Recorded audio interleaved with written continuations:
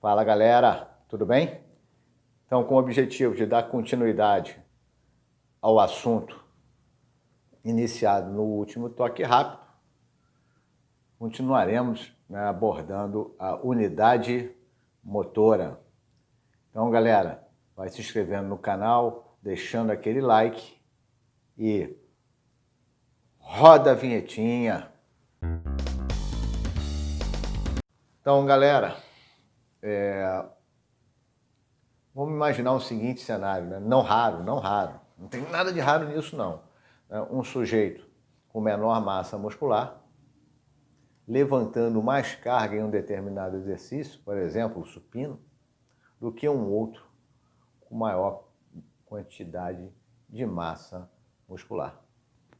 Caramba, mas se a força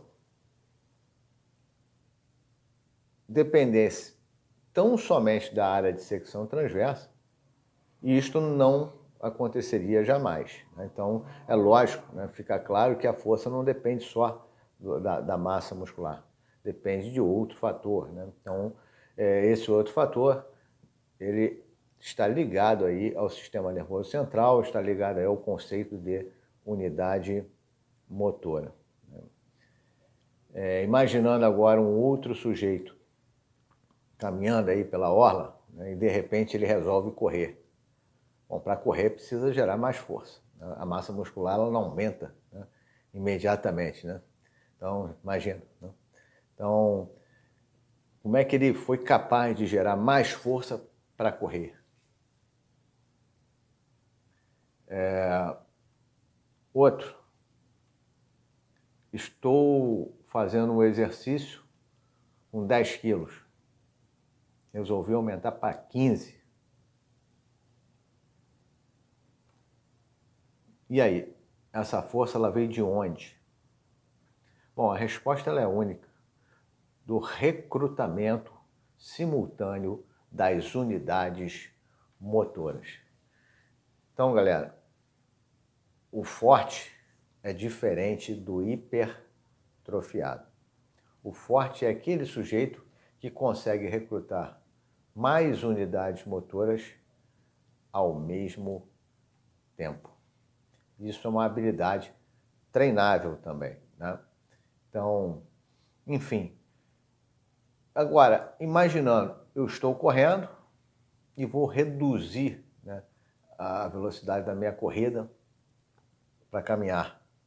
Obviamente, para isso acontecer, eu tenho que ir diminuindo a quantidade de força produzida. Então, a medida que eu vou utilizar para reduzir essa quantidade de força é diminuir o que? O recrutamento de unidades motoras, assim como se eu estiver realizando um supino com 20 quilos e quero reduzir na próxima para 10. O que vai acontecer, na verdade? Quando eu reduzir de 20 para 10, eu vou recrutar menos unidades motoras. Então, a pergunta que fica é, para que serve, então, o recrutamento das unidades motoras?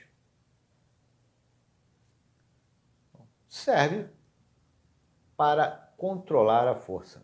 É o principal mecanismo pelo qual o sistema nervoso central controla, gradua a força.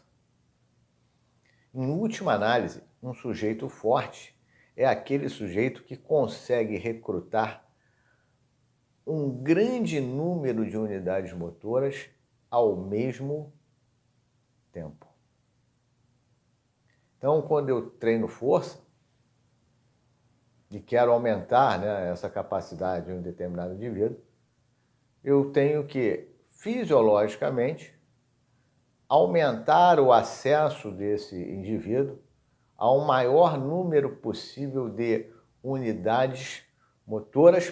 Para quê? Para que ele tenha a capacidade aumentada de recrutamento. Ok, rapaziada? Deu para entender até aí?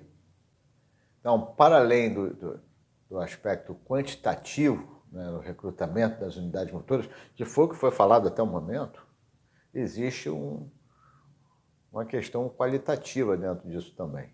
Então, o recrutamento das unidades motoras obedece a um padrão.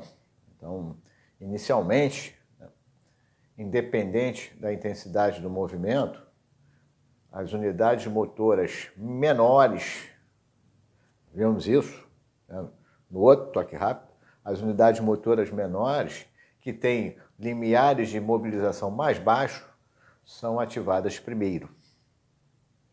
E, em função de uma necessidade de se gerar alta intensidade, em seguida, né, outras unidades motoras maiores vão sendo recrutadas aí numa ordem que depende do seu limiar de mobilização. Acontece que essas unidades motoras menores, elas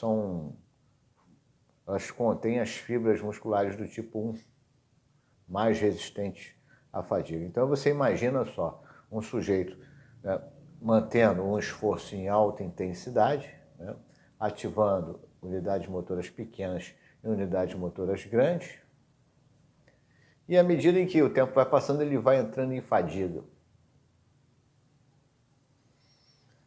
Bom,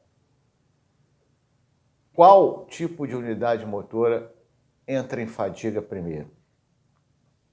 Entra em fadiga primeiro as unidades motoras grandes. Por quê? Porque contém fibras do tipo 2 menos, né, com menor resistência à fadiga.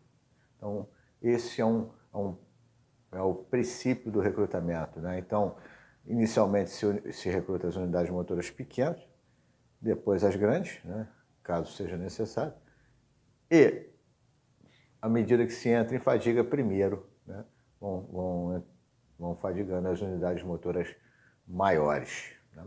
É lógico, né, existe exceção para isso. Então, galera, existem exceções, né, o padrão de recrutamento, né? Ou você acha que um sujeito iniciante no boxe, né, quando vai dar um cruzado, o recrutamento, o padrão de recrutamento das unidades motoras pequenas e grandes será o mesmo de um indivíduo treinado? Não, né? Então, o treinamento ele tem, né, uma influência, né, direta nesse padrão de recrutamento. A contração excêntrica de alta intensidade também, né? Então, você ativa mais unidades motoras grandes, né? A eletroestimulação também, né? Então, existem aí exceções a esse padrão de recrutamento. Então, se tratando de um esporte de potência,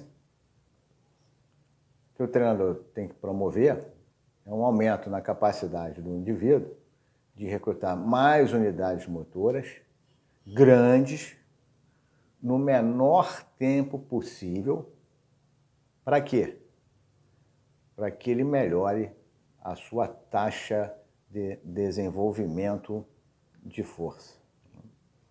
Então, um sujeito bem treinado, ele consegue recrutar mais unidades motoras numa frequência mais baixa, né? Então, esse custo, né, ele vai diminuir, né? Ou seja, o acesso, né, ele fica mais facilitado, né?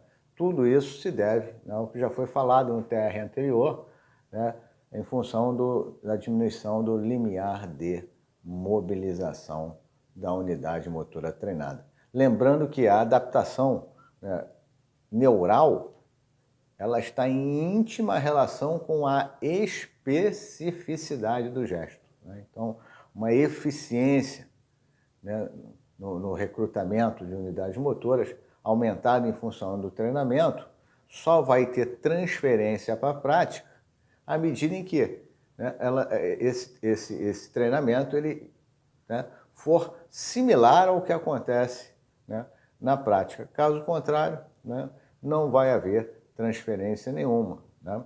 Ok, rapaziada? Então, espero que tenham gostado, né? Alguns assuntos ainda não foram tratados nesse TR em relação, né, à unidade motora, né, frequência de disparo, enfim, mas serão tratados num próximo TR. Muito obrigado, um grande abraço e até o próximo vídeo.